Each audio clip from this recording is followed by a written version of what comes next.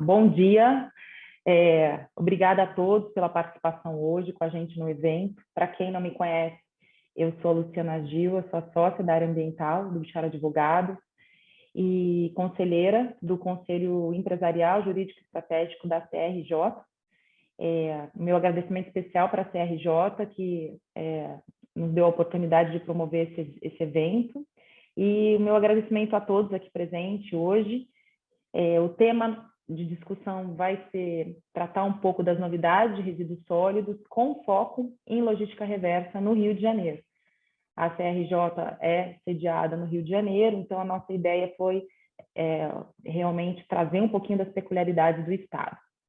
Então, eu vou fazer a apresentação e conto com a ajuda da Thaís Monteiro, é a advogada da minha equipe. Ela é líder especializada em resíduos sólidos e vai trazer os aspectos dentro do Estado, tá? Bom, gostaria de agradecer imensamente a Jéssica Domit, da Eureciclo, que aceitou o nosso convite em participar no evento de hoje. Jéssica, muito obrigada. Vai ser uma honra ouvir um pouquinho da sua experiência, né, à frente de um assunto tão polêmico e complexo, que é uma gestão de uma cadeia tão grande, tão diferente de cada um dos envolvidos. E hoje, né, com tanta novidade normativa, com tanta novidade até tecnológica, né, o mundo dos resíduos sólidos está muito dinâmico, então a gente tem que se atualizar o tempo todo, e isso também representa um desafio, né, no dia a dia, de conseguir se adequar a todas essas inovações. Muito obrigada, eu vou daqui a pouco abrir a palavra para você, mas antes a gente preparou uma apresentação, eu vou compartilhar aqui, e a ideia é trazer do nosso lado do escritório os aspectos jurídicos, né, as novidades normativas, tanto do decreto federal quanto com relação à situação do Estado. E aí, para quem está aqui nos assistindo, a gente vai abrir depois da apresentação da Jéssica, a gente vai abrir para perguntas, e vocês fiquem à vontade para já colocar no chat as perguntas que vocês tiverem, eu leio depois, direcionar para quem quiser, principalmente para a Jéssica ou para a gente também. Fiquem à vontade e aí depois até quem precisar de algum esclarecimento, a gente tenta fazer um formato mais dinâmico, tá? Deixa eu compartilhar aqui, vamos lá. Bom, o decreto da novidade é o decreto 10.936 de 2022. Ele veio para regulamentar a PNRS, a Política Nacional de Resíduos Sólidos, e o avanço desse decreto foi a consolidação, né, de algumas normas aí que estavam bem esparsas, até a norma de 2006, que tratava sobre a questão dos recicláveis, e até as mais recentes, né, a própria logística reversa de eletroeletrônico agora de 2020, o decreto da isonomia, que é aquele que tratava de todos aqueles obrigados à logística reversa, o 9177, e o 7404, que é o regulamentador anterior da Política Nacional de Resíduos Sólidos. Então, a gente vai falar um pouquinho deles. A ideia foi trazer os destaques mais importantes, os pontos mais sensíveis, que a gente entendeu aqui que vale a pena compartilhar com vocês. Bom, a ideia é separar um pouquinho do que ele traz sobre logística reversa e sobre as demais obrigações, tá? Sobre a logística reversa, são pontos aqui não tão extensos, mas bastante relevantes. A gente verificou que o decreto trouxe uma atenção especial para os importadores, não é novidade, os importadores já eram parte aí dos sujeitos da logística reversa, mas agora ele traz ali de uma forma específica como que os importadores devem se comportar com a inclusão dos importadores na declaração de importação, de quem vai ser o responsável por estruturar a logística reversa. Então, esse foi um ponto diferenciado da nova norma. Mais um ponto de bastante relevância, que a gente pode ter um impacto aí em breve, foi com relação ao Manifesto de Transporte de Resíduos, que é o MTR. Quem acompanha o tema já viu que esse é um assunto polêmico, aí a gente tem muita gente questionando como que vai ser a viabilização dessa nova obrigação, porque o que aconteceu foi que o decreto federal ele trouxe uma inovação que tem algum conflito com a norma existente. Então, o que ele pede? Ele pede para que no MTR seja incluído a logística reversa para a fiscalização. Então, a fiscalização vai lá e vai ver, olha, eu vou ver a sua situação do MTR, como você faz a logística reversa. Só que a portaria 280, que trata sobre o MTR, ela vincula o MTR ao PGRS, o Plano de Gerenciamento de Resíduos Sólidos. Mas o plano de gerenciamento de resíduos sólidos não é vinculado à logística reversa. Não necessariamente quem é obrigado ao PGRS é obrigado à logística reversa. Então, quando ele faz essa vinculação de um com o outro, por isso a gente colocou ali PGRS versus MTR versus logística reversa, é para a gente lembrar de, na interpretação da norma, não tratar como uma vinculação, porque eles não estão necessariamente vinculados. Mas a norma ela traz alguma dúvida nesse sentido quando ela vincula a inclusão da logística reversa no MTR frente à obrigação da portaria 280. Então, é um ponto ali que nos soou estranho, né, de uma necessidade de inclusão, que sequer a gente sabe como que isso vai se operacionalizar na prática, a gente ainda vai ver na regulamentação como isso vai ser feito, mas que pode trazer aí alguma dúvida agora quando se verifica como que isso vai se viabilizar.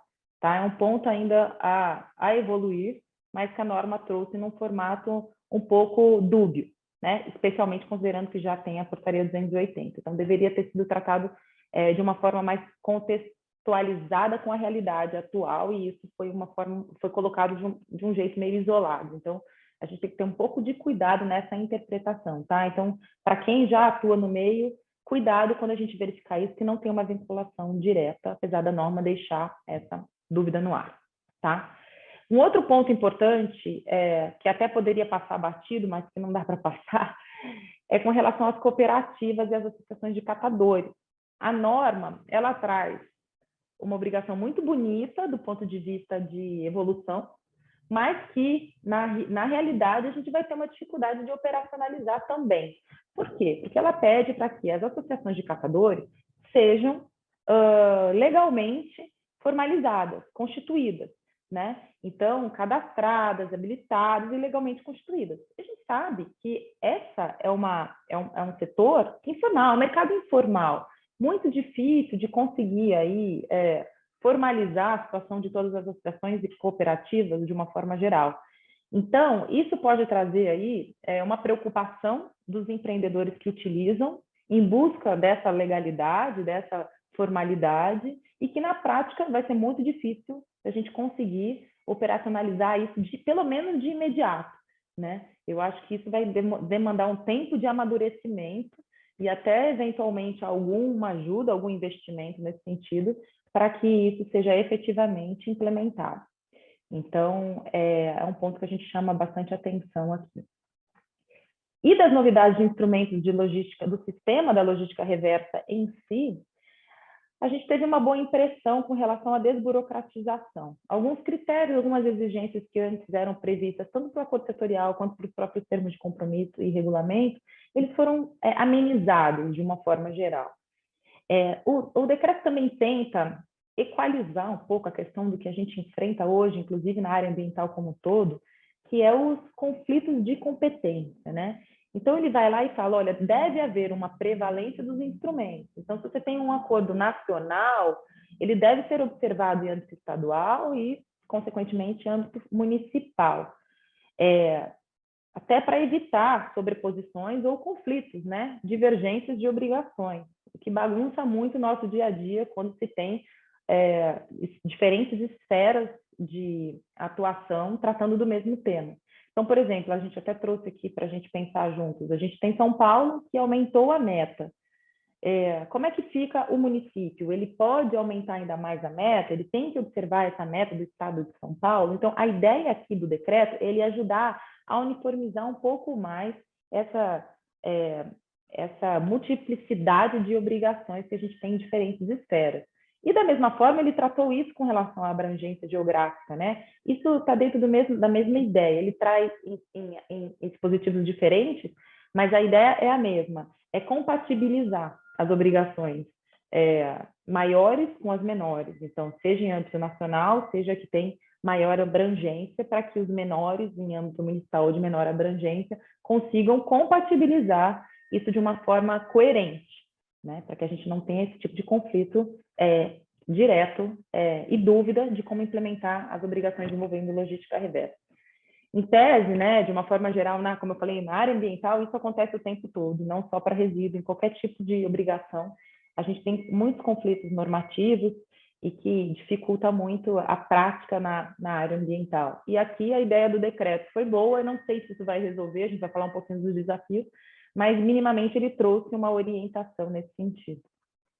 E o ponto sensível, que é a isonomia, né? A isonomia para aqueles que não efetivamente são signatários ou não estão sujeitos à norma ou de alguma forma não fazem parte de termo de compromisso, aqueles que ficaram fora de um contexto de obrigação de logística reversa também devem cumprir com a logística reversa. Sempre teve esse questionamento, né? Eu lembro há muitos anos que quando surgiu esse assunto, né, dos acordos setoriais, eles falaram, e agora? Eu devo aderir ou não devo aderir? E muitos optaram por não aderir, pensando, poxa, se eu não aderir, eu não vou ter uma obrigação agora. E isso era muito pouco explorado no âmbito normativo, né? Ficava, quem aderiu ao acordo setorial vai fazer isso, ou atende a norma. Agora a ideia é falar, olha, você que não aderiu nada, você vai ter que fazer a logística reversa. Então, a ideia é de tratar todos dentro de uma mesma obrigação. Claro que as obrigações vão variar dentro da vinculação do que o instrumento legal que você tiver sujeito de colocar. Mas a ideia aqui do decreto é equalizar essa situação para que todos cumpram com a sua parte dentro da cadeia da gestão de resíduos sólidos. E serão fiscalizados, né? A ideia é que tenha uma fiscalização mais intensa nesse sentido. Bom, esses são os pontos que a gente separou de maior destaque, de maior polêmica, com relação à LR. A gente tem também, o decreto trouxe também alguns pontos com relação às obrigações de resíduos de uma forma geral e com relação às obrigações do poder público. A gente listou 2 aqui, com relação ao PGRS, que principalmente para microempresa e empresa de pequeno porte, se gerar resíduo até 200 litros por dia, ele vai estar dispensando do PGRS. Esse era um ponto bastante questionado, né? Não era tão fácil de identificar na norma quem estava ou não estava obrigado ao PGRS. Agora, isso ficou muito claro, cabe sim a dispensa do PGRS, mas é um ponto que a gente vê muito no dia a dia dos clientes, falar, eu não estou sujeito ao PGRS, não preciso fazer logística reversa. Cuidado, não temos essa vinculação. É a mesma história lá do MTR. Não necessariamente você está dispensado do PGRS, que nesse caso é uma questão de quantidade para microempresa e pequena empresa, né, vinculada aos 200 litros, e logística reversa, que é vinculado ao tipo, à classificação do seu resíduo. Então, são situações diferentes e que se você não fizer um e estiver sujeito, você pode sim aí estar sujeito à responsabilização. Tá? Então, é um ponto que a norma deixou clara para a PGRS, não para a logística reversa. Ainda mais a gente pensando aqui que está o pessoal da CRJ, né, que tem, inclusive, comércio de uma forma geral, esse é um ponto que pode ser bastante importante de entender a obrigação para microempresa e empresa de pequeno porte. E aí um ponto importante que a gente viu de resíduo perigoso inflamável, né, ele trouxe uma limitação na possibilidade de destinação final para o gerador, desde que tenha até 150 quilômetros da origem. Ou seja, aí a gente deu um impacto direto.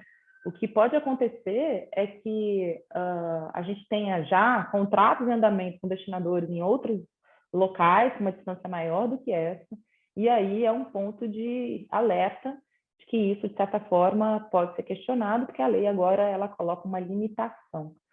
Claro, para resíduo perigoso inflamável, a ideia aqui é reduzir, né, o risco de exposição no transporte.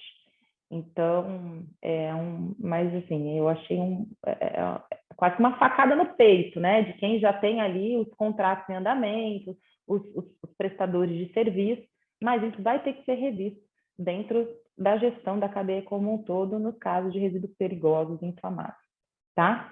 Bom, e aí a gente tem aí novas obrigações do poder público, a gente só vai citar de uma forma geral, até porque não tem agora um impacto direto para quem está aqui com a gente, para os empreendedores de uma forma geral, que é o programa de coleta seletiva, é o Programa Nacional de Logística Reversa, que vai ter a integração do sistema. Para quem é da área ambiental sabe que a integração do sistema não é uma situação muito tranquila, né? A gente vivenciou aí várias problemáticas em CAR e em outros, e até MTR online, tudo isso assim, é mais sensível. De repente, agora que está tudo mais digital, a gente tem a maior facilidade, mas é algo a acompanhar essa sinergia entre os sistemas, que a ideia é facilitar o encontro das informações do CNIR com Planares, né? Então, vamos ver como que isso vai se desenvolver, mas é uma novidade que isso pode aí ter um reflexo, inclusive, para a submissão de informação, a gente vai ter que acompanhar como que isso vai se desenvolver na prática.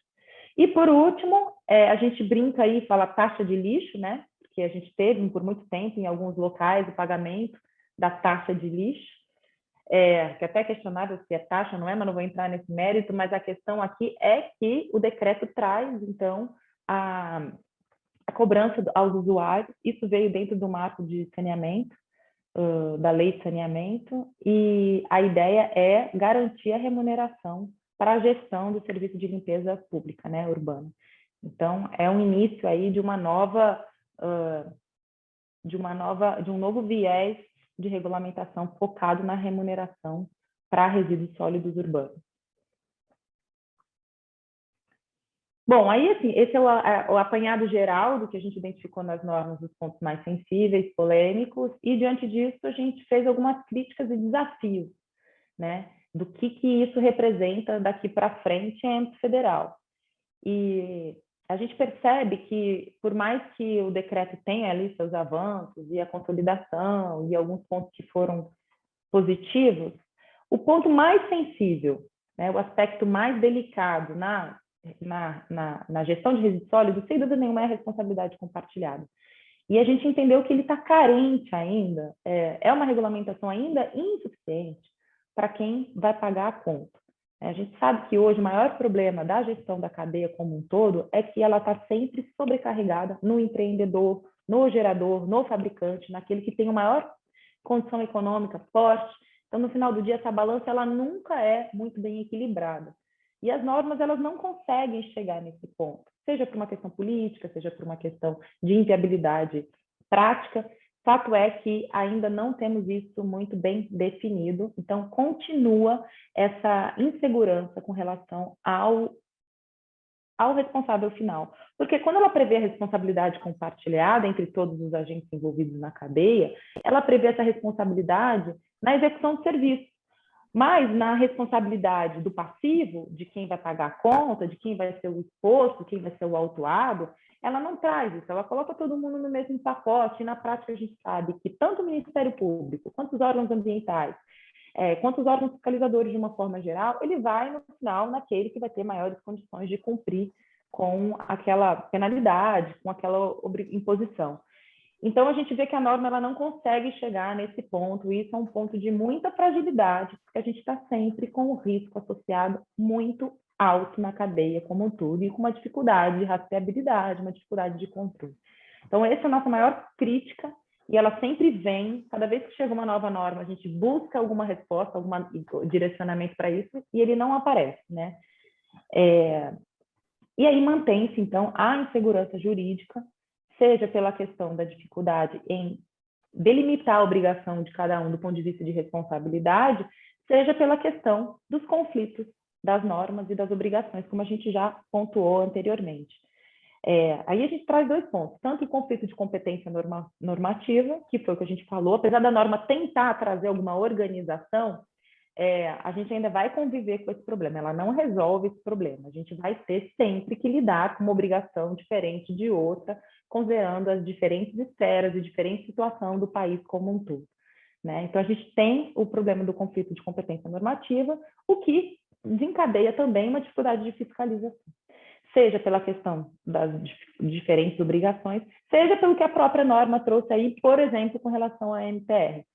Como que isso vai se operacionalizar na prática? Como é que vai ser a fiscalização do MTR vinculado com a logística reversa? Como é que ele vai conseguir avaliar se a logística reversa ali mencionada no MTR faz sentido, se ela está 100% regular? É uma missão complicada que jogaram ali no colo dos órgãos fiscalizadores e, claro, para os empreendedores que podem estar sujeitos a isso também. Espero que a regulamentação ela consiga dar uma melhorada aí no detalhamento disso, para não ficar uma obrigação assim mais difícil da gente conseguir atender, e o próprio órgão fiscalizador de conseguir autuar ou fiscalizar, né? E um outro e último ponto que eu vou colocar aqui é o que a gente vê da dificuldade do controle desse rastreamento, seja de notas fiscais, seja da documentação como um todo. A ideia, e a gente já viu alguns projetos de lei nesse sentido, é ter um verificador independente, né? Ter lá um público, especialmente, né, preferencialmente, que possa nos garantir a regularidade de daquela rastreabilidade. E isso a gente ainda vê como um ponto ainda carente, né, de regulamentação. Alguns estados já estão avançando nesse sentido, mas em âmbito federal isso ainda é um buraco que precisa ser preenchido em breve. A gente vê alguns movimentos do mercado nesse sentido e acaba trazendo até insegurança, né? A gente vê os clientes questionando: eu posso seguir naquele auditor independente? Isso faz sentido? A norma me obriga? Eu vou ser tratado diferente por ter ou não ter aquela certificação? Então, assim, é um mercado que ainda está muito inseguro do ponto de vista jurídico, apesar de tantas normas a gente encontrar no meio do caminho, mas como é uma cadeia muito complexa, de muitos envolvidos, muitos interesses, realmente é difícil da gente conseguir parametrizar, especialmente com relação à obrigação federal, né? E aí que a gente vai restringir para os estados e municípios. Então, eu vou passar agora a palavra para a Thaís, para ela entrar um pouquinho do que está sendo desenvolvido dentro do estado do Rio de Janeiro, seja com relação a normas já existentes, seja com que a gente tem de informações dos bastidores aí, nas discussões técnicas dos comitês de estudo, junto com os órgãos estaduais, para entender um pouco como que isso como está se desenvolvendo em âmbito estadual. Thaís, com a palavra. Você quer que eu continue compartilhando aqui? Mais fácil, né? Pode ser. Tá bom, vamos lá. Bom, pessoal, bom dia. Como a Luciana colocou... Só voltar aqui, por favor, aqui. Obrigada. Isso. Como a Luciana colocou, a gente vai falar um pouquinho agora do cenário propriamente do Rio de Janeiro, e quando a gente fala de Rio de Janeiro, a gente tem que entender também que existem já alguns setores regulados em âmbito federal, então alguns produtos especificamente já têm acordos setoriais, termos de compromisso, regulamentações específicas, que embora não tenham sido firmados no âmbito do Estado, eles precisam ser observados e atendidos também no Rio de Janeiro. Então, é o caso de agrotóxicos, bateria chumbo-ácido, eletroeletrônicos, que teve uma regulamentação ano passado, embalagens de medicamento, óleos lubrificantes usados, né? Então, alguns setores regulados já são, inclusive, antigos, são sistemas já bem consistentes, sem grandes questionamentos, sem grandes dificuldades de ordem prática, mas que também vão precisar ser observados no Rio de Janeiro. E quando a gente trata da normativa, da regulamentação do Estado, a gente tem já alguns avanços, em especial quando a gente fala de logística reversa de embalagens propriamente. Hoje, o Rio de Janeiro ele conta com uma comissão permanente de logística reversa. Ela foi criada recentemente, como vocês podem ver, foi em 2020, e a intenção dela é colocar todos os players do mercado para discutir logística reversa, para avaliar normas que sejam necessárias, para revisar normativas, para verificar as dificuldades de ordem prática, para que essa logística reversa realmente ela funcione da melhor maneira possível, tecnicamente e economicamente.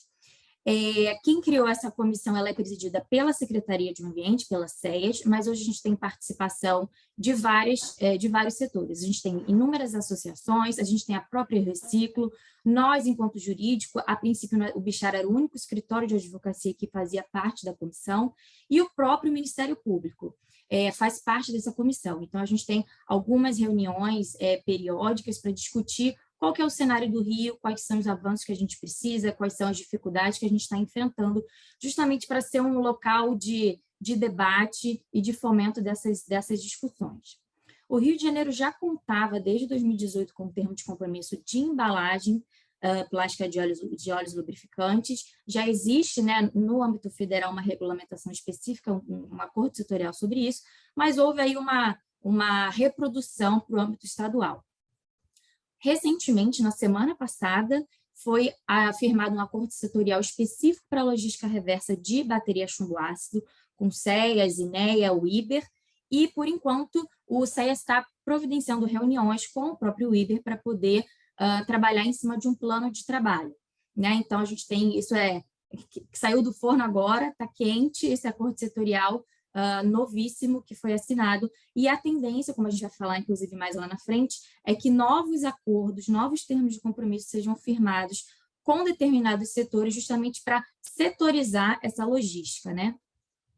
E quando a gente fala de logística de embalagens em geral, o Rio de Janeiro ele tem normas específicas para isso, né? Hoje é o maior gargalo da logística reversa em embalagens em geral, então a gente tem geralmente regulamentações mais específicas sobre embalagens em geral, porque é algo muito difuso, né? Quando a gente fala de pneu, de óleo lubrificante, de bateria chumbo ácido, eletroeletrônico, é algo que você consegue ter uma rastreabilidade melhor, porque é um produto uniforme, né? Não tem grande diferenciação nem grandes dificuldades de logística. Mas embalagem em geral, a gente fala quem está sujeito à logística de embalagem em geral, e a gente brinca, todo mundo, né? Todas as empresas praticamente geram algum produto que vai ser embalado, que vai ser comprado e o consumidor vai descartar aquela embalagem. Então, realmente, é muito difícil operacionalmente regulamentar a logística de embalagem. A gente vai ver que realmente é o maior desafio hoje. Pode passar. Lu, pode passar.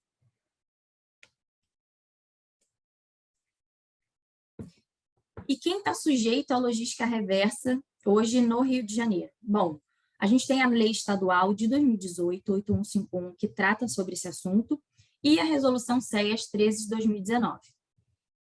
Considerando a sistemática das duas normas, o que temos hoje aqui, quem está sujeito à logística de embalagem é toda aquela empresa que produz, importa ou comercializa embalagem ou produtos embalados no território do Rio de Janeiro.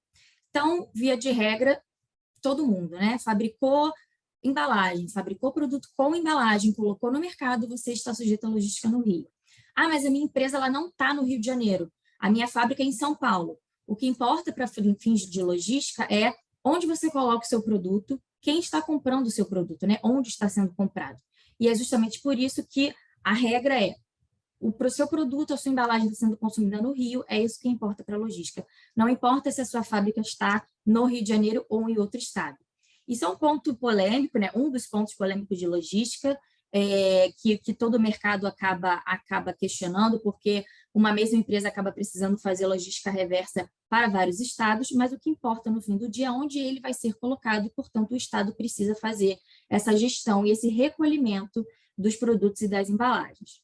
E quais embalagens, então, estão sujeitas? Via de regra, todas as embalagens de qualquer material, mas que compõem a fração seca dos resíduos sólidos urbanos. Isso quer dizer, resíduos orgânicos e não estão sujeitos à logística reversa, né? Embalagens de produtos orgânicos, isso está fora.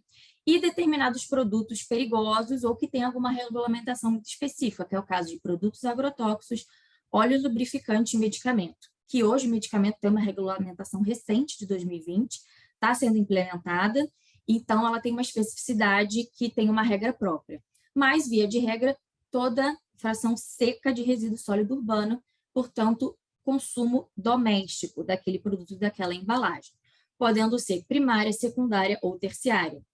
Ou seja, aquela embalagem que tem contato direto com o produto, ou a embalagem que embala o produto, ou até mesmo uma terciária. O que importa é saber se aquela embalagem chega para o consumidor final e ele vai descartar no lixo dele. Se for esse o raciocínio, essa embalagem ela precisa ter logística reversa.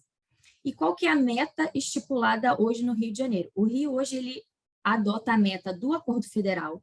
Existe acordo setorial de embalagem firmado em 2015, que coloca uma meta de 22%. Hoje, no Rio, ainda é essa meta, né? O Rio de Janeiro ele ainda não tem a pretensão de revisar essa meta, porque, como a gente vai ver, ainda tem muitos outros desafios para serem, algumas lacunas para serem resolvidas antes de pensar em aumentar essa meta.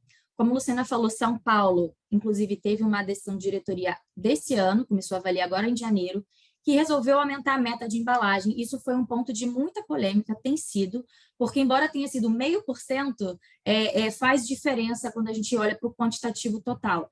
E as empresas já estão preocupadas, porque também em São Paulo a gente tem muitas dúvidas, muitos questionamentos sobre a operacionalização, e o órgão já aumentou a meta, né? Com uma previsão de aumento de quase 25% até 2025, né? 24%. Então, realmente, A gente brinca que ele acabou botando os pés pelas mãos, colocou a carroça na frente dos bois, porque a gente tem muito problema para resolver antes de pensar em aumentar a meta.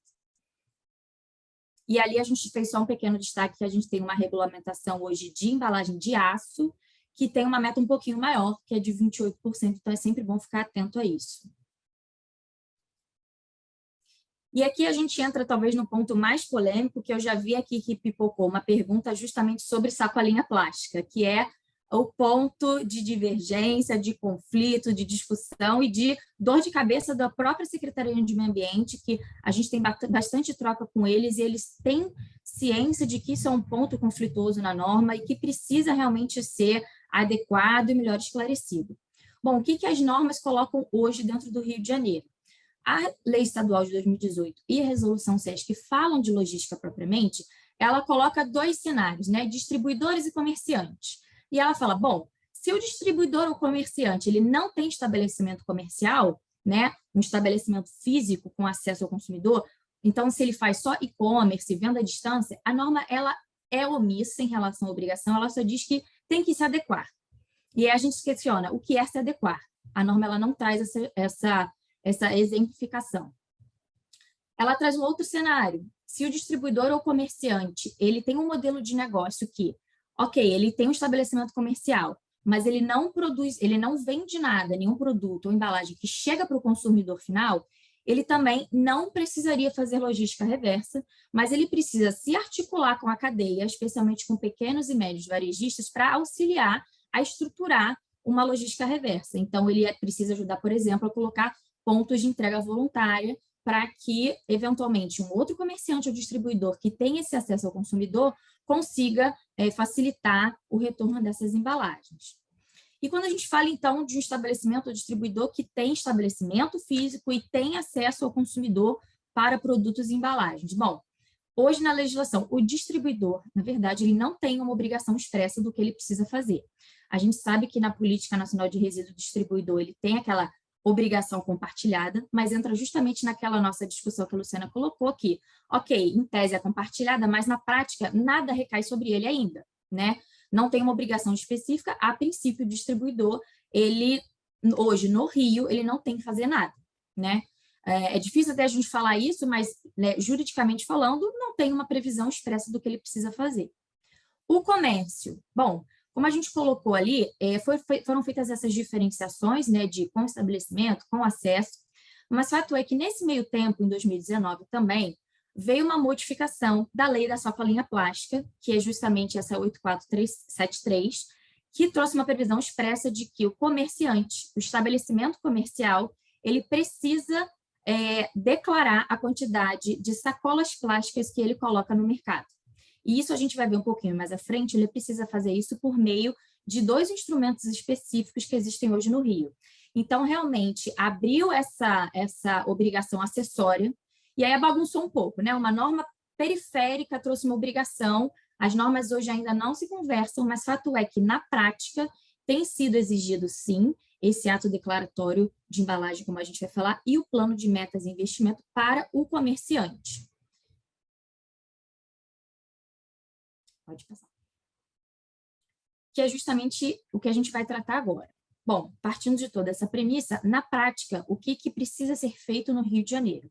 A gente tem dois instrumentos que foram criados. Então, como a gente falou, fabricantes, embaladores e importadores de produtos e embalagens precisam, anualmente, até o dia 31 de março de cada ano, apresentar esse documento chamado Ato Declaratório de Embalagens.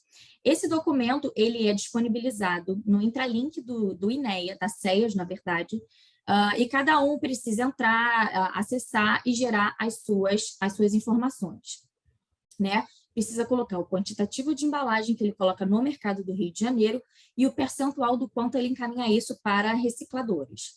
A Jéssica vai entrar um pouquinho no detalhe dos desafios que foram esses formulários, são um desafio até hoje. O INEA a CEAS teve muitos problemas com esse formulário, porque realmente é um formulário difícil de entender, com muitos detalhamentos, algumas informações que não são enquadráveis para fabricante ou embalador ou importador, mas foi uma obrigação aberta.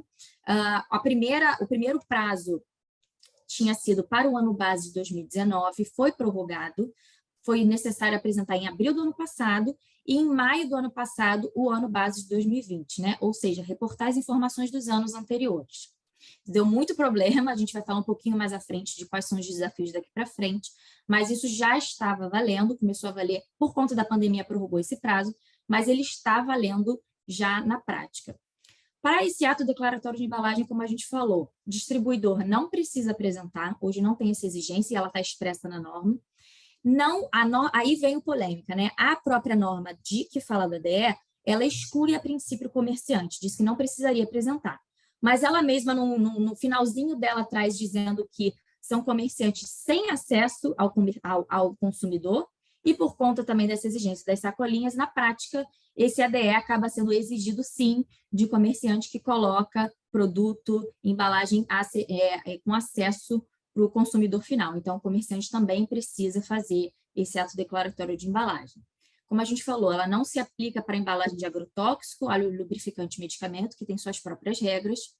Esse AD ele pode ser feito diretamente pela empresa ou pela entidade gestora, como é o caso, por exemplo, da Reciclo, que auxiliou bastante vários, a gente teve uma troca muito grande de clientes, né, de empresas que acabam sendo concomitantes. A gente faz esse trabalho a quatro mãos de ajudar, eventualmente, alguma dúvida jurídica, e as entidades, o Reciclo, por exemplo, ajudaram a efetivamente fazer o formulário e inserir no sistema. É um formulário pré-estabelecido. Além do AD, a gente tem o Plano de Metas e Investimentos, que foi também um documento super polêmico, porque, como vocês podem ver, eles trazem algumas previsões de dados, muitas vezes, que as empresas entendem que são não necessariamente sigilosos, mas são dados financeiros da própria empresa, né? E esse, um pouquinho diferente do AD, ele é expresso para comerciante, então, além do fabricante, do embalador e do importador, os comerciantes também precisam apresentar esse PMIM, esse plano de metas e investimento, que precisa ser revisado a cada 2 anos, então sempre com essa atualização, e ela tem que prever justamente quanto de recurso a empresa está colocando em instalação de manutenção de pontos de recolhimento voluntário, de unidades de captação, quanto ela está capacitando a cadeia de resíduo, quanto ela está colocando nesse mercado, e quais são as metas que ela cria para ela mesma em termos de reciclagem, né? A gente sabe que tem a meta de 22%, mas esse tipo de dado é pedido dentro do plano de metas e investimento. Também pode ser feito diretamente pela empresa ou por uma entidade gestora que pode auxiliar. Pode passar.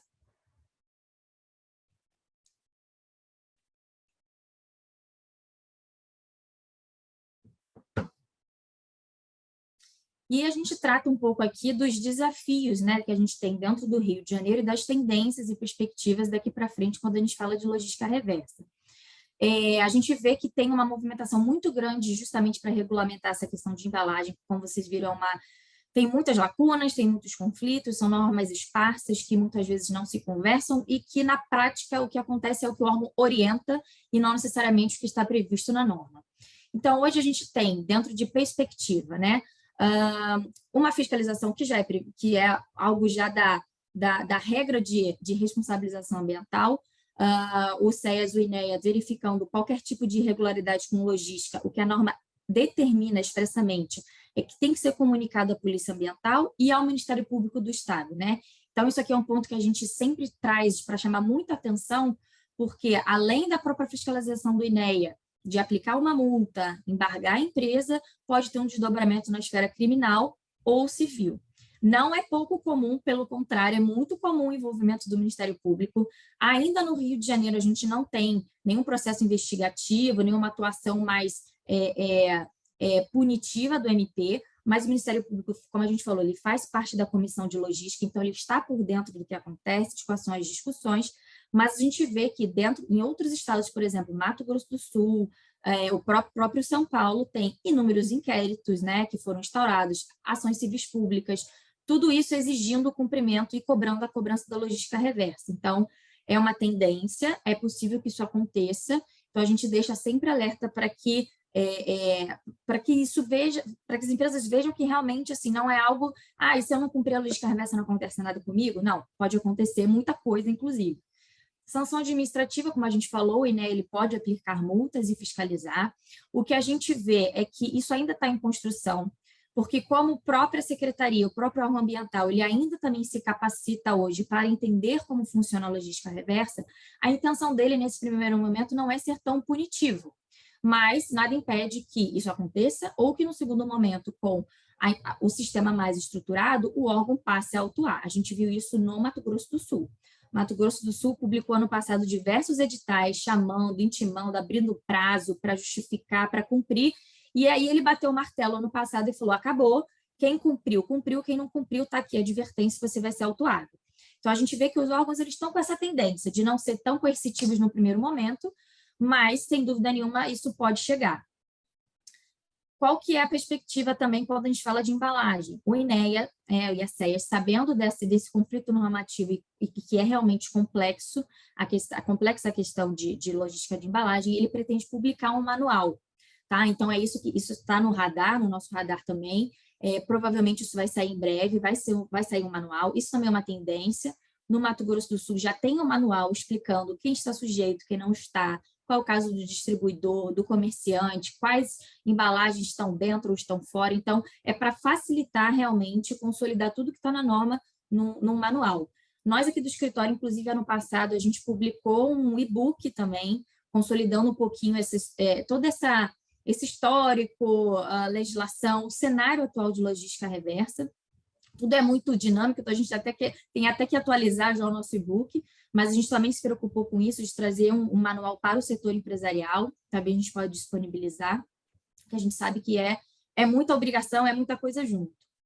A outra tendência, né, que o INEA, que o SEAS também pretende aí, que a gente teve com conversas, é justamente excluir esse ato declaratório para os comerciantes, porque como a gente viu hoje, ele é uma obrigação que foi colocada de forma acessória pela lei das sacolas, mas existe um conflito aí de duplicidade de informações, porque basicamente o volume de embalagem de produto que o comerciante ele indica para o INEA é o que o fabricante colocou lá dentro da cadeia de produção. Então, existe uma duplicidade, né?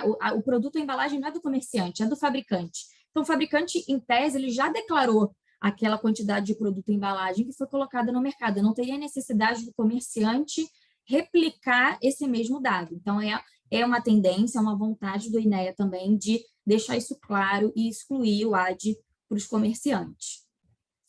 Outra coisa também que vai acontecer, né, que é bem provável que aconteça em breve, pelo menos ali até abril, do que a gente tem conhecimento, é abrir prazo para que sejam retificados esses atos declaratórios do ano passado, porque, como a gente falou, houve muita inconsistência, tiveram algumas omissões, o próprio INEA está atualizando o sistema dele, TI mesmo, né, operacionalizando melhor o sistema dele, e ele está vendo que ele vai precisar abrir esse prazo de novo para as empresas retificarem os dados e vai provavelmente prorrogar o prazo do ADE, que seria desse ano, relativo a 2021. Então, a princípio, seria 31 de março. É muito provável que isso fique para o segundo semestre, para que não tenha conflitos de dados, o INEA consiga regulamentar e consolidar todas as informações. E futuras publicações também vão vir dentro do estado do Rio de Janeiro. Existe já uma minuta de decreto que vai falar de logística reversa como um todo, então é uma regulamentação que vai ser bastante abrangente para tratar não só de embalagem, mas de produtos específicos, né, como a gente trouxe. Esse decreto vai ser aberto para consulta pública para o próprio Ministério Público e para a comissão, né, para todo mundo que faz parte da comissão. Também está em trâmite uma resolução específica de embalagem, a gente até trabalhou bastante nessa resolução com a própria Reciclo, também um trabalho a 4 mãos com o próprio INEA, de tratar sobre embalagem de logística reversa, regulamentar um pouquinho um tema bastante de ordem prática, que são os certificados de logística reversa, né? Vai falar um pouquinho ali que hoje na legislação do Rio não trata sobre isso, e também temos a previsão de um termo de compromisso de logística também de embalagens. Então, tratando um pouquinho aí sobre o sistema coletivo, que não necessariamente a empresa precisa implementar por conta própria individualmente, ela pode aderir a um sistema que já existe. Então, isso é a perspectiva daqui para frente para o cenário do Rio de Janeiro. Então, novas obrigações vão surgir, ou pelo menos serem melhor regulamentadas, né? E para finalizar, a gente termina aqui também com uma perspectiva do próprio cenário nacional, que vai, sem dúvida nenhuma, daqui para frente, vai refletir para os estados. Então, a tendência é a incorporação de logística no licenciamento. Isso é um ponto que a gente chama bastante atenção. O Rio ainda não tem essa previsão, mas São Paulo, Mato Grosso do Sul, Paraná já tem. O que isso significa? Que os fabricantes, né, via de regra os fabricantes, ou qualquer outra empresa que seja licenciada pelo Estado, ela precisa cumprir a logística reversa. Isso vai entrar como provavelmente condicionante. E se a empresa não cumpre essa obrigação, essa licença ela pode não ser expedida nem sequer renovada. Então, o órgão tem feito essa vinculação, isso é muito importante, né? Que a gente fala, se eu não cumprir, além de todas as sanções, pode inviabilizar realmente a operação, a implantação da sua empresa, da sua atividade, a continuidade daquele empreendimento. Então, isso é um ponto de atenção que a gente coloca. O Rio ainda não tem essa previsão, mas nada impede que isso seja vinculado futuramente. Isso é um outro ponto de polêmica, que, como a Luciana falou, dentro do sistema de responsabilidade compartilhada, em tese deveria ser compartilhada, mas quando esse tipo de incorporação, vinculação acontece, acaba que os fabricantes é que entram na mira da fiscalização, porque só vai ser fiscalizado quem tem licença, né? E a gente discute isso muito com os órgãos. Bom, mas e se o empreendedor não tem licença, né? Ele não é sujeito ao licenciamento. Vocês não vão fiscalizar? E eles falam, é um ponto que realmente a gente sabe que é uma lacuna, a gente precisa começar por algum lugar, né? Esse é o discurso. Então, começa-se por quem é licenciado. Metodologia com faz, né? Então, quando a gente fala de embalagem, os clientes sempre perguntam, as empresas sempre perguntam, bom, mas como é que o órgão sabe quanto eu coloco de embalagem? E não tem como isso ser mapeado. De fato, é muito difícil a gente mapear isso. Então, o que é feito é uma equivalência de quanto você colocou no mercado, e isso é feito a partir de um levantamento da Receita Federal. Eles olham os impostos, quem pagou imposto dentro daquele estado, eles partem do pressuposto que aquela empresa colocou o produto, colocou a embalagem, então ela tem que ser sujeita à logística reversa. Então, é possível que essa mesma regra seja distribuída para vários estados para fins de levantamento e cobrança de logística. No Mato Grosso do Sul foi exatamente isso que aconteceu. E aí é um trabalho, caso a caso, a gente sempre fala que não é nem tanto ao céu, nem tanto à terra. Não é que você não está sujeito, nem que necessariamente você está sujeito. A gente precisa avaliar justamente todas aquelas características, se você realmente coloca produto no mercado, se é perigoso, se não é, qual o tipo de embalagem, para justificar, eventualmente, se você não está sujeito, porque não é necessariamente com base no CONFAS que você colocou o produto, que ele chegou no consumidor, que você está sujeito à logística. Então, é realmente um trabalho de formiguinha de avaliar caso a caso. Então, a tendência é estender o sistema para todo mundo da cadeia, sair um pouco do fabricante e distribuir isso mais para os outros entes, né? Por exemplo, agora com o decreto, como a Luciana falou, trouxe melhor a figura do importador. Tem alguns setores regulados, por exemplo, como medicamento, que traz isso muito claro, é uma norma mais avançada, então lá tem muito claro quem custeia o quê, então o fabricante ele tem que custear a destinação, ele tem que custear um ponto de recebimento, as farmácias têm que colocar um ponto para receber, a obrigação dela, o distribuidor precisa retornar com aquela embalagem, então a tendência é que isso fique melhor explicado, individualizado, né? Essa questão da rastreabilidade com o verificador. Isso é um ponto bastante questionável, inclusive sobre a necessidade desse verificador independente. Isso é um ponto porque hoje as certificadoras elas já fazem essa homologação, já fazem essa checagem, então tem sido mais uma questão de mercado do que necessariamente de legislação. Hoje a gente não tem essa legislação, existe uma pressão para que isso exista, mas hoje não tem, e é realmente questionável, porque a princípio tem normas hoje do Estado que exigem isso, São Paulo, por exemplo, mas verificadores e homologadores já existem, né? As próprias certificadoras já fazem esse trabalho, então é um ponto realmente que vai surgir mais discussão. A gente vê aí que a perspectiva é que isso seja mais questionado daqui para frente. E investimento em produto e embalagem já é uma tendência, é a própria premissa da política e da economia circular, que as próprias fabricantes comecem a olhar um pouco melhor para os seus próprios produtos e comecem a colocar menos embalagem no mercado ou produtos de mais fácil reciclabilidade, né? Então, a gente vê que essas são as tendências e as perspectivas daqui para frente no cenário nacional, que com certeza vai refletir para o Estado. Já vou passar a palavra para a Jéssica, para a gente não tomar muito tempo. A gente tem algumas perguntas. Assim que ela apresentar, a gente começa com as dúvidas e aí quem puder e tiver outros comentários já pode incluir, tá bom? Jéssica, a palavra é sua. Obrigada. Obrigada, Luciana. Obrigada, Thaís. Bom dia a todos aqui que estão aqui assistindo. Primeiro, eu quero agradecer a Associação Comercial do Rio de Janeiro, né, por promover esse evento tão importante, não só para os empresários do Rio de Janeiro, mas de todo o país, né? Acaba que quem comercializa no estado do Rio de Janeiro, necessariamente do Rio de Janeiro, ou ali quem está interessado no decreto federal, enfim, esse evento é extremamente importante. Agradeço também aqui em nome do Reciclo Michel Advogados, representada aí pelas essas referências ambiental, né, que são a Luciana Gil e a Thaís. Obrigada, meninas, vocês realmente vêm se destacando bastante na área de resíduos e logística reversa, e é uma honra, aí a Luciana falou que era uma honra estar comigo, Luciana, eu que digo isso, é uma honra toda minha participar dessa mesa com vocês, tá? Então, obrigada mais uma vez. Então, como a Luciana e a Thaís falaram aqui, o decreto 10936, recém-publicado, ele veio para consolidar uma porção de normativas importantes que tratavam dos resíduos e agora foram revogadas, né?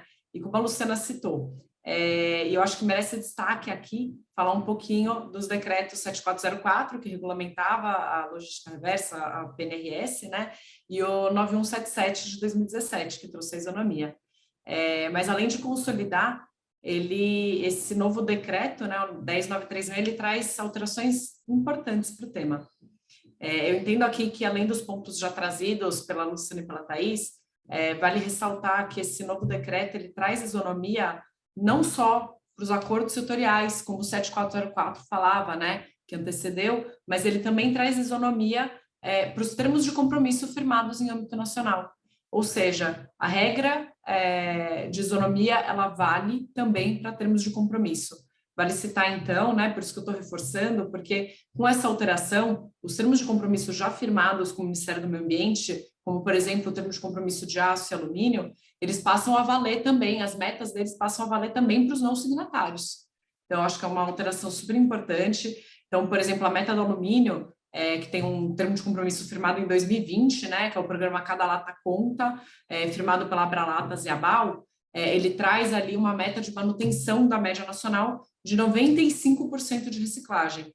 E aí, falando um pouco do aço, o termo de compromisso de 2018 da Abeaço, da Abrafat, né, que é ali da entidade gestora Prolata, ele traz uma meta que representa ali até 28% de reinserção no ciclo produtivo, né, ali do aço. Então, eu entendo que com essa alteração, esses termos de compromisso passam a valer ali para todos, em âmbito nacional, para todas as empresas, mesmo aquelas não signatárias desses termos.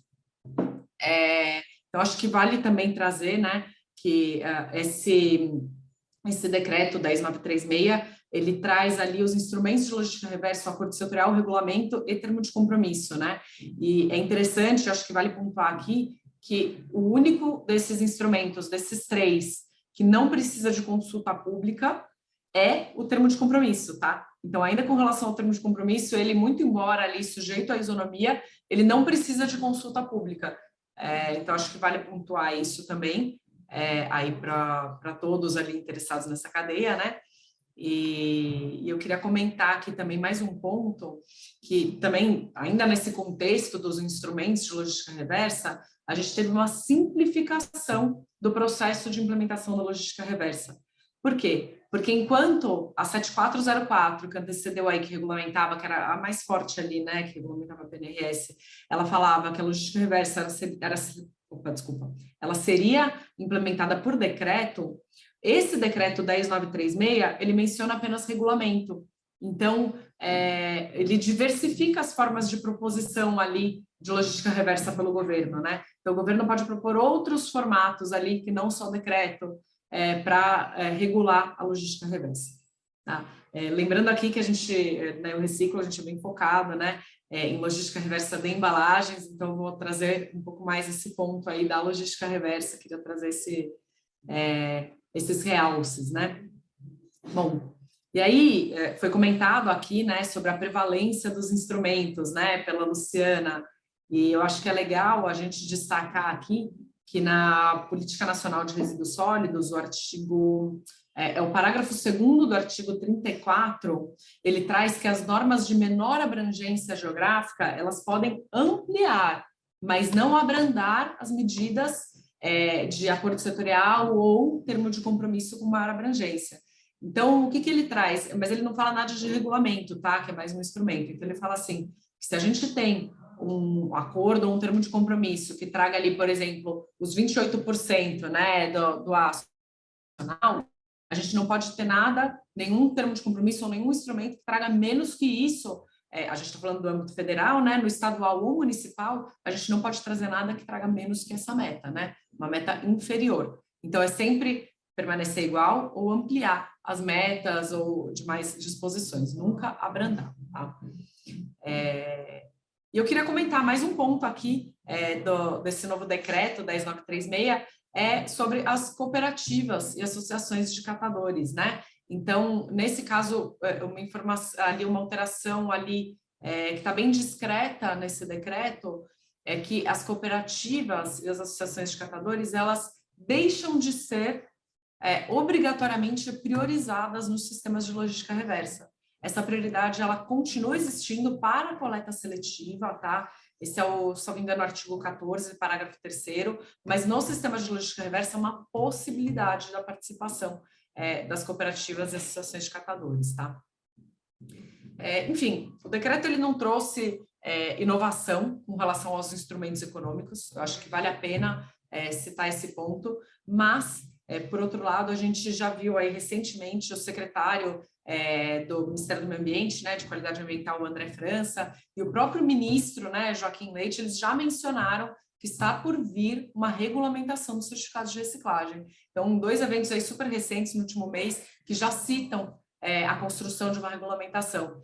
Nós aqui estamos, né, Thaís, na expectativa para que essa regulamentação ela viabilize e desonere o mercado, né, criando de fato um incentivo à reciclagem. Então, estamos super na expectativa e no aguardo aí do que eles falam que é uma regulamentação que está no forno, né? Bom, de toda forma, acho que vale a pena a gente falar aqui que os certificados para as embalagens em geral, que é a nossa atuação, de novo aqui no Reciclo, eles já vêm sendo validados no âmbito estadual, tá? Que é onde a fiscalização tem se mostrado mais ativa, né? Para os comerciantes, importadores, distribuidores e fabricantes, que são ali os atores da cadeia da responsabilidade compartilhada, né? Aqueles que já estão cumprindo a logística reversa com os certificados ali, junto com o Reciclo, não tem grandes impactos com relação a esse decreto 10936, né? Salvo, evidentemente, as alterações de meta para o aço e alumínio, né? Mas essa ideia é importante contar, né? Que a Reciclo ela já vem atendendo a essas alterações do novo decreto, sempre com o objetivo de trazer para as empresas o menor custo, a maior segurança jurídica e um efetivo impacto socioambiental, né? Que é nosso grande propósito aqui da Reciclo. A Thaís comentou um pouquinho, a Luciana falou, e a Thaís comentou um pouquinho sobre a ideia do verificador, né, para controle de logística reversa, que acaba se aplicando ali tanto no âmbito federal quanto municipal, enfim. A gente entende que para a logística reversa é super importante também essa ideia, mas ela vem acontecendo com muito sucesso quando o Estado, né, detém essa tecnologia, ele exerce o seu poder de fiscalização, né?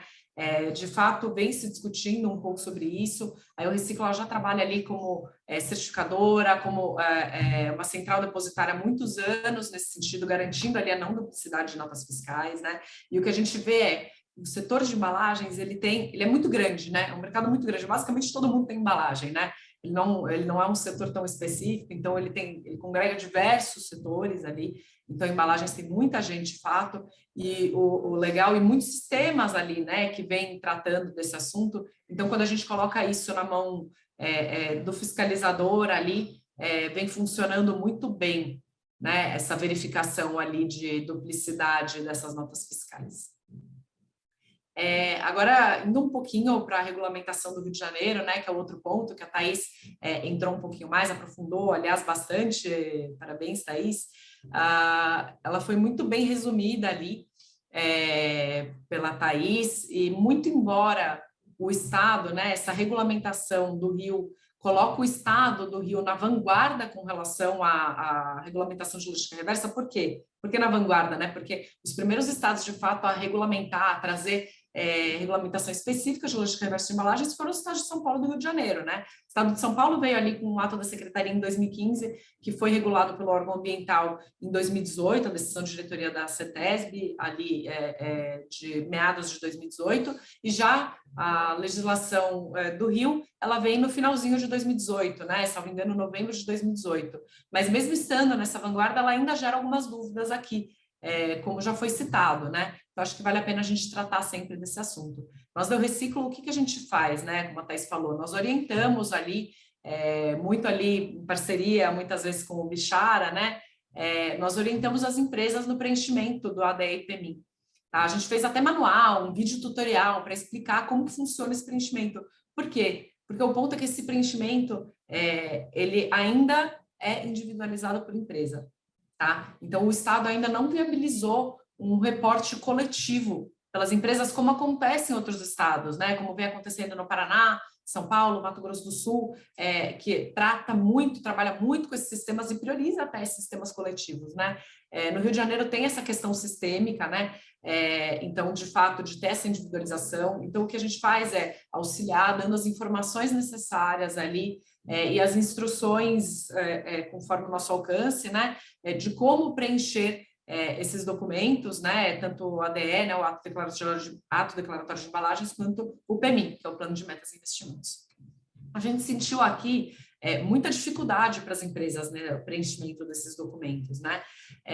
Então, a plataforma, ela apresentou alguns erros sistêmicos importantes no ciclo do ano passado, algumas empresas que não conseguiram ali ingressar ou colocar alguns dados na plataforma, e por isso a gente acompanha de perto cada empresa e a gente vem auxiliando na intermediação junto à SEAS, né, que é a Secretaria Responsável no Estado do Rio de Janeiro, para a regularização desses casos.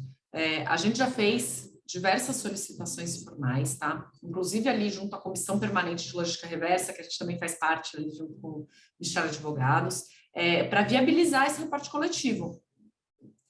A informação que a gente tem é que essa funcionalidade, ela é uma limitação sistêmica, né? Mas já está em construção. Então, a gente aguarda aí ansiosamente, acho que vai facilitar muito a vida das empresas e até do Estado, quando a gente tiver esse reporte coletivo, né?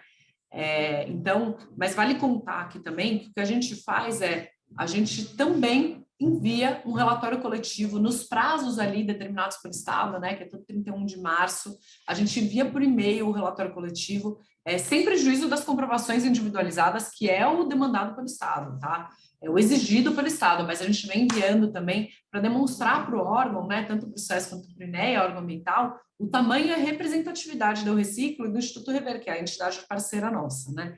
Então, só para contar um pouquinho aí para vocês, um pouco dessa representatividade, já foram mais de 35 mil toneladas ali certificadas no estado do Rio de Janeiro desde 2017. E foi quase 5 milhões repassados ali para centrais de triagem, dentre elas ali cooperativas, associações de catadores, que tenham destinado ali os seus resíduos ali coletados, triados para reinserção no ciclo produtivo, tá? Então, é um número bem expressivo, isso que a gente faz desde 2017, é super importante para mostrar ali, ali o tamanho do sistema e a credibilidade do sistema, tá? Também, acho que vale contar aí nesse ponto, que nós do Reciclo, a gente remunera a logística reversa como regra, priorizando o primeiro elo da cadeia, ou seja, aquele ator da reciclagem mais próximo do consumidor, que é aquele quem fez a coleta, a triagem e a primeira destinação do resíduo. E nós rastreamos a origem, tanto pós-consumo, e garantimos ali o destino final, que é a reinserção no ciclo produtivo, tá? Contando um pouquinho aqui, a Eu Reciclo ela é uma solução de logística reversa idônea, segura. A gente preza muito por essa segurança jurídica, a gente não tem qualquer ação, um procedimento judicial ou administrativo que desabone nossa modelagem. Nós somos transparentes e completamente operacional, tá? Com resultados já comprovados ali. A gente atua como certificadora, como eu falei para vocês, e central depositária de certificados desde 2016, e a nossa tecnologia já garante essa não duplicidade, né? A gente faz diversos cheques estatísticos, sustentabilidade, Receita Federal, visitas em loco, enfim, a gente tem um sistema super robusto para evitar essa duplicidade e nos responsabilizarmos ali pelos dados que estão sendo passados ali entre cooperativas, essas centrais de triagem, operadores, né, em geral, e as empresas ali que demandam pela logística reversa. A gente incentiva muito essa formalização, que agora é trazida como uma condição pelo decreto nacional, né, e a emancipação dos atores da reciclagem. Então, a gente remunera essa cadeia diretamente ali naquele gargalo, né, quem está, de fato, precisando ali. A gente tem um índice de coleta muito grande no Brasil, mas, de fato, a gente tem um índice de reciclagem baixíssimo, né? Então, é isso que a gente precisa remunerar e precisa atuar. Mas o fato é que, mesmo com algumas incertezas ali, com relação à regulamentação do Rio, é importante lembrar que o grande fiscalizador dessa lei, né, Thaís, a Thaís comentou aqui, seja estadual como federal, é o Ministério Público, né? Então, o Ministério Público ele pode a qualquer hora acionar as empresas da cadeia de responsabilidade, ali, seja da Política Nacional de Resíduos Sólidos, com relação ao cumprimento da logística reversa, né? E como a Thaís bem comentou, no Rio de Janeiro, apesar de não ter uma atuação específica, a gente vê o Ministério Público bem próximo, né? Em todas as reuniões eles vêm acompanhando, já ouvi ali do próprio órgão ambiental que eles têm reuniões periódicas para tratar ali a evolução da logística reversa, então a gente vê ali que o Ministério Público do Estado vem acompanhando muito de perto, né? E vale citar também que o prazo para apresentação dos planos e relatórios, né?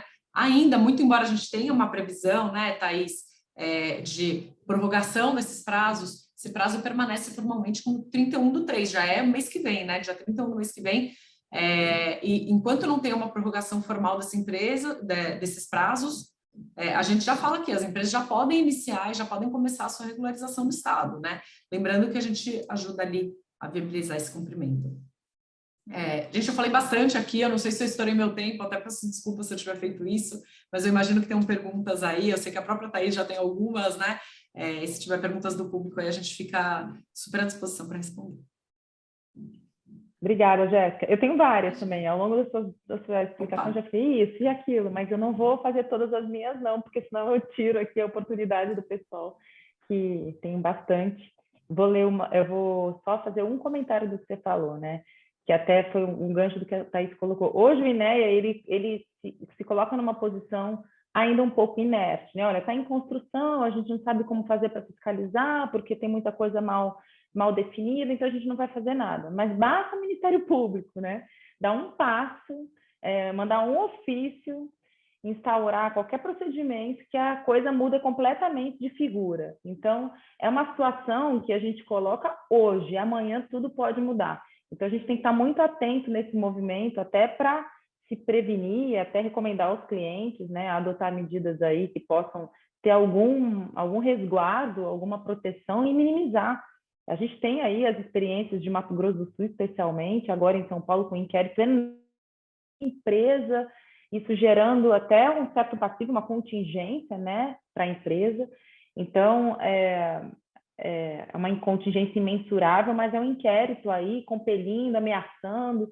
Então, é uma situação que a gente, no Rio, a gente sabe que ela ainda está controlada, mas é um controle que a gente não garante por muito tempo. Então, acho que o Ministério Público, por começar a perceber que a coisa não está saindo muito lugar, no Rio, a gente sabe que eles são bastante atuantes, e aí a situação pode mudar de figura, a gente faz um novo evento quando isso acontecer, para dividir com todo mundo aí a situação.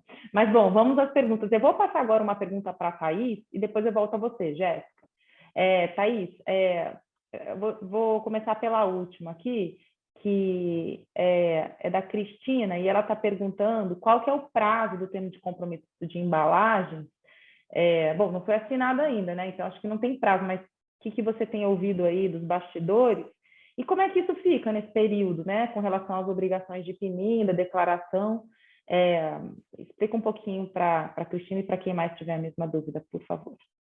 A gente ainda não tem um prazo para esse termo de compromisso ser publicado, ele está em vias de, né, como a Jéssica colocou, o Instituto Rever com o Eu Reciclo, ele já está bastante avançado, pode ser que saia a qualquer momento, mas a gente não tem uma previsão, e como a Jéssica bem colocou, o prazo ainda está valendo, né? Então, independente desse termo ser assinado de qualquer norma, a gente já tem as legislações que hoje estão vigentes e que já obrigam a apresentar o ADE e o PNID.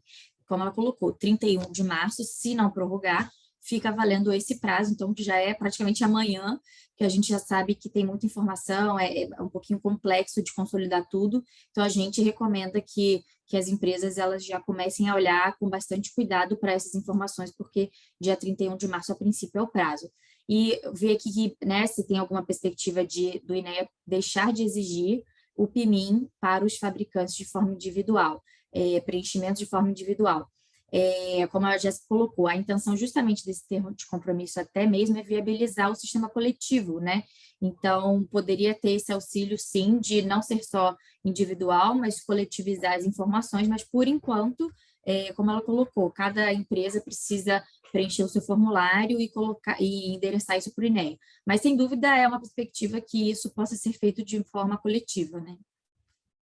Isso aí, acho que ficou claro, né? Tem uma pergunta aqui, Jéssica, eu não sei se eu entendi muito bem, mas eu vou passar para você, tá? Essa bomba. Porque com relação ao MTR, que, como eu comentei lá no início, ficou meio confuso ainda, né? A gente não sabe muito bem como é que isso vai se operacionalizar.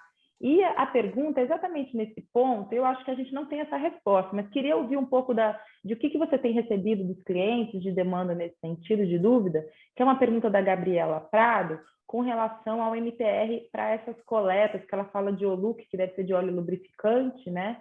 E ela já faz atendendo a meta da ANP pelo sistema. E ela está perguntando como é que eu faço isso para coletar diretamente no cliente, tanto o óleo quanto a embalagem de lubrificante, mesmo vendendo somente B2B. Aí é que eu acho que é o ponto, né? Que vai diferenciar a obrigação dela.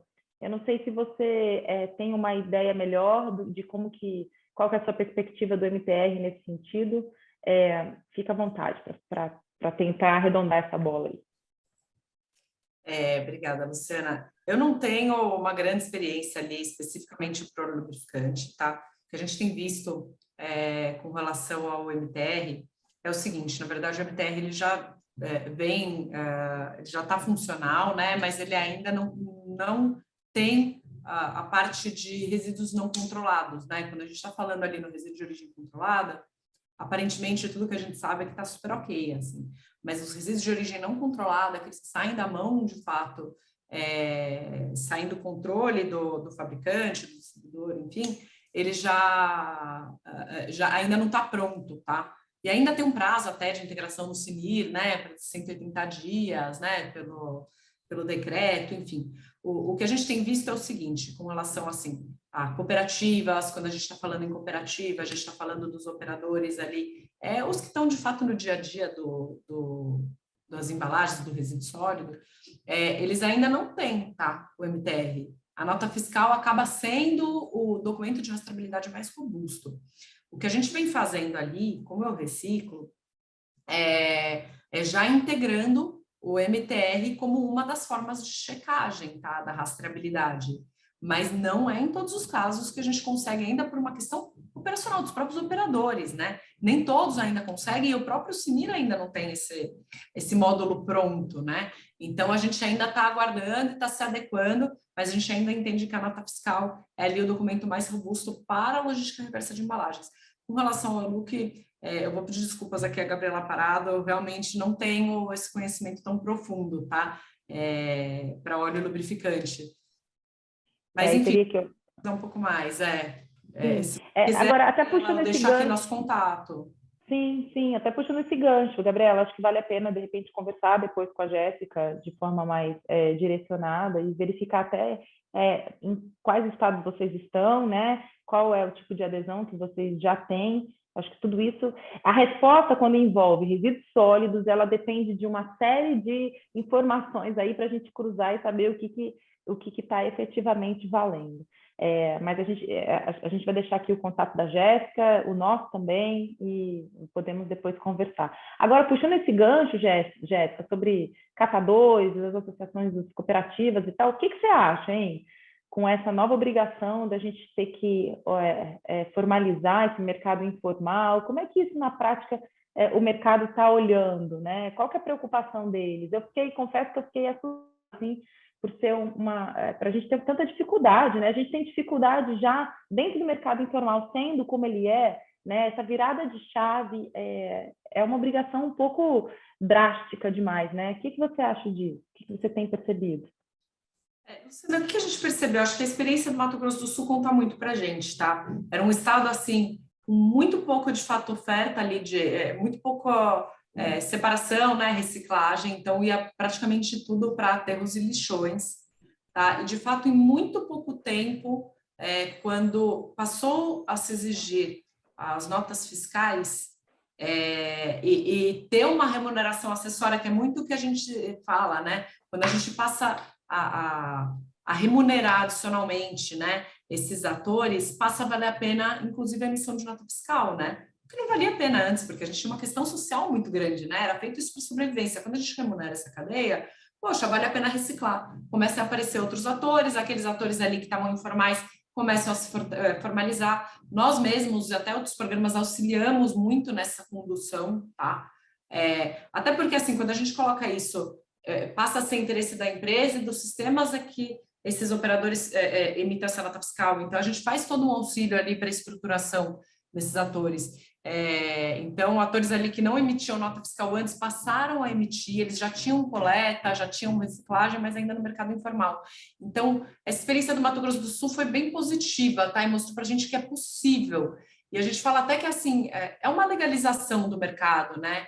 Poxa, não emitir nota fiscal, a gente sabe que a gente tem toda uma condição social no Brasil, não dá para negar, né, Luciana, foi o que você mesmo falou, é inegável, mas, assim, eu acho que os sistemas ali, representados pelas empresas, a gente tem condição de trazer isso para esses operadores e trazer essa emancipação deles, passarem, de fato, a entrar na legalidade, a emissão de... Profissionalizar o mercado, né? Profissionalizar, exatamente. Então, eu vejo com bons olhos, tá? Eu acho que, assim, a gente tem uma chance hoje, a gente tem sistemas de logística reversa, nós do Reciclo com uma capilaridade ali, a gente está no Brasil inteiro estruturando esses atores, então acho que é possível, tá? A gente consegue fazer, então acho bem bacana ver essa formalização ali do mercado. Então, para quem estiver nos ouvindo aqui, a gente pode também orientar a procurar a Eureciclo para assessorar, né, nesse tipo de adequação, seja das empresas preocupadas com ele, seja diretamente para os próprios interessados. Legal. Obrigada, Jéssica. Agora, sim, nosso tempo já está bem no limite, eu vou só repassar uma última perguntinha para a Thaís, e aí, infelizmente, vou ter que encerrar. Aí eu volto a você para fazer as suas considerações finais, e aí a gente termina nosso painel. Mas só para não deixar o pessoal aqui sem resposta, Thaís, 2 perguntinhas. Uma é com relação às sacolinhas do supermercado, né? Que a gente pode, que é aquela grande confusão, mas a pergunta aqui é bem indireta, se pode ser considerada como embalagem terciária. Aí aquela resposta do depende, vou deixar você desenvolver. E a última pergunta é com relação à diferença da logística reversa, que até eu que comentei um pouquinho na história dos importadores, né? Se tem alguma diferença quando a operação é nacional ou importada. Passo a palavra. Bom, sobre a questão da sacolinha, né? Se elas são embalagem terciária. Tudo depende, na verdade, do que... É aquela velha... como a Luciana colocou, né? Depende. A sacolinha, sem dúvida nenhuma, ela é algo que chega no consumidor, né? A gente, né, não tem nada mais visual do que isso, a gente compra no mercado o produto, leva para casa a sacola e a gente vai jogar lá fora. Então, sem dúvida nenhuma, até independente da caracterização dela, ela precisa realmente, a gente precisa fazer a logística dessa embalagem. Se ela vai ser terciária ou não, aí depende realmente do que ela vai acabar embalando, né? Que quando a gente fala de terciária, ela embala uma embalagem secundária, né? Então, realmente isso vai depender do que está sendo colocado dentro daquela embalagem, mas para fins de logística, né, tão pouco importa a caracterização propriamente dessa sacola, o que importa é se ela vai chegar ou não no consumidor final, se ela vai ser descartada, né, como um resíduo doméstico, que realmente vai, né, na maioria das vezes. E a outra dúvida sobre a incorporação, como a Luciana colocou, hoje, qual que é a sistemática também de logística para importador? Isso também varia muito de qual logística que a gente está olhando, né? Quando a gente fala, por exemplo, de pneu, existe uma sistemática toda própria para importadores e para fabricantes. Quando a gente fala de embalagem, hoje, por enquanto, o importador, dificilmente ele tem alguma obrigação também propriamente, né? E com relação à própria operacionalização da logística, não tem hoje na legislação uma regra que fale como você vai operacionalizar a sua logística dentro do Brasil ou fora. Na verdade, a pretensão é que esse resíduo seja compensado e reciclado aqui dentro. Mas, em relação à obrigação do importador, hoje a gente tem realmente mais claro com esse decreto que ele precisa, por exemplo, ele precisa se responsabilizar pela logística. Ele não diz qual logística propriamente, né? Se é de pneu, se é de algum produto, se é só da embalagem. Então, a gente parte do pressuposto que todos os setores hoje que já são regulados, e ele precisa, inclusive, o próprio empacotador e o terceiro que vai contratar, que vai comprar esse produto, ele precisa, inclusive, especificar ali quem que é o responsável pela logística reversa, né? Então, realmente, assim, é uma figura um pouco, ainda sem muita regulamentação, mas que está começando a aparecer dentro da cadeia, né? O que é um importador. E eu acho que só para complementar um pouco também, até na pergunta do Oluc, né, que a Jéssica bem colocou, acho que aqui a dúvida também foi porque realmente o Oluc, ele é muito específico, né, óleo lubrificante, embalagem de óleo lubrificante, tem toda uma cadeia própria, e realmente hoje a ANP fiscaliza muito isso com o IBAMA, e tem um sistema próprio, né, o SIMP, que é o da ANP, que tem essa... a empresa precisa inserir aqueles dados e tudo mais. Então, realmente, a dificuldade que o setor de lucro vai ter para a MTR é a mesma das embalagens, que, como a Jéssica colocou, vai ser um desafio, né, especialmente os próprios operadores. E Gabriela, acho que, assim, pelo que está na norma hoje, sim, além do SIMP, teria que fazer o MTR, foi um bom ponto que se levantou, porque amanhã a gente vai se perguntar, bom, os sistemas vão conversar, né, que o IBAMA hoje, inclusive, ele fiscaliza muitas empresas de OLUC pelo SIMP. Então, pode ser que ele comece também a cobrar uma rastreabilidade pelo MTR, e independe se vende por B2B, né, que ela colocou aqui, porque realmente o look, ele não necessariamente, o óleo precisa, não chega, não necessariamente ele é descartado por um consumidor final, isso é coletado às vezes na própria distribuidora, no posto, né, então vai precisar realmente fazer você perguntou, preciso começar a fazer MTR para essas coletas? Sim, pelo decreto precisa. Como vai ser isso? A gente também está esperando, Gabriela. É uma coisa que a gente vai precisar acompanhar de perto, porque para operacionalizar isso vai ser complexo, como a Jéssica colocou, especialmente para os catadores, para os operadores, que hoje a gente sabe que já tem dificuldade de formalização, quanto mais ele ter um cadastro no CNIL, no MTR, né? Então, realmente, isso vai ser um desafio bem grande, que a gente vai ter que enfrentar. Ótimo, acho que agora complementou a resposta, e acho que está todo mundo atendido aqui, com as dúvidas, e a gente chega quase aqui a 2 minutos de encerrar o nosso tempo, então queria aproveitar esse tempinho de novo para agradecer. Agradecer, Jéssica, você falou bastante não, se pudesse deixar, falava mais, porque é um assunto que vocês aí têm muita expertise, né, e estão envolvidos em toda a cadeia, então é muito bom ouvir, entender um pouquinho da realidade. A Eureciclo, para quem não sabe, né, assim, até a gente trabalha muito com eles e eles podem servir de referência, uma referência segura, né, no mercado, que é um pouco muito diluído nos atores envolvidos. Então, a Eureciclo é uma referência em todas as frentes. Então, para quem tiver qualquer necessidade de evoluir, uma ajuda numa certificação, uma ajuda no que fazer, eu posso confiar nesse ou naquele, eu acho que a Jéssica aqui é um bom contato para vocês. A gente fica também à total disposição para qualquer dúvida jurídica. A gente tem uma equipe, como eu falei, liderada pela Thaís, que toca só resíduos sólidos, então a gente está com muita experiência, apesar das dúvidas futuras e do que vem acontecendo, a gente está muito envolvido nos assuntos aí espalhados pelo país como um todo, inclusive nas frentes de responsabilização, principalmente. Então, eu coloco aqui o time, tomo a liberdade, Jéssica, de colocar também o seu contato à disposição para quem precisar. Não esperava um quórum tão bom assim, a gente teve bastante gente no pico, e é um assunto que, às vezes, as pessoas não sabem que estão sujeitas, mas principalmente quando a gente fala em embalagem, né, ampliou demais isso. Então, acaba que é um pouquinho de todo mundo aí que acabou ficando vinculado quando a gente fala de logística reversa. Então, é um assunto a chamar a atenção internamente nas empresas. E muito obrigada. Então, gostaria só de encerrar agradecendo a todos. Jéssica, eu vou te passar a palavra para suas considerações finais, aí uma despedida, para deixar o recado que você achar mais adequado, e eu agradeço a todos a presença. Obrigada, Luciana. Obrigada aí pela recomendação. A gente vem trabalhando ali há muitos anos com muita seriedade, tá? E sempre ali prezando pela confiança, pela segurança de todos que trabalham com a gente, todos os atores, tá? Que trabalham com a gente participa de diversos elos da cadeia aí, né? Então a gente consegue auxiliar e a gente está em processo de constante melhoria.